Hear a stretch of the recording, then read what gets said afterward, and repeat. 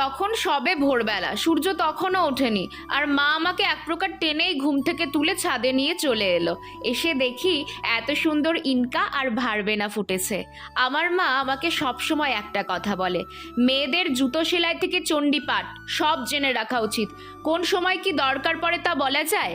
আর আমি বলি, মা আমি তো মাস্টার্স শেষ করে ফেললাম ইংরেজি নিয়ে, তাও আমাকে এত খাটাবে? আমাকে বলে তোমাকে সব শিখতে হবে। আর আজকে টেনে কেন তুলেছে জানো? এই ঘুম ঘুম চোখে আমাকে দিয়ে বড়ি দেওয়াবে। এটা যেন একটা উৎসব, বাড়িতে দেওয়া হচ্ছে মাসকালাইয়ের ডালের বড়ি। যাই হোক, দেখো মা কি সুন্দর করে দিচ্ছে। আমারগুলোও কিন্তু মন্দ হচ্ছে না, তাই না বলো? এরই মধ্যেই সাত সকালে ঋষিও ঘুম থেকে উঠে পড়েছে। ওর তো জেদ ও বড়ি দেবে, না না ওকে কিন্তু দিতে দেওয়া হয়নি। আমাদের বড়ি দিতে দিতে সকাল 10টা বেজে গেছিল। স্কুলের জন্য সৌম্য রেডি হয়ে ঋষিকে ডাকতে এসেছে। কি সুন্দর লাগছে না দুজনকে দেখতে।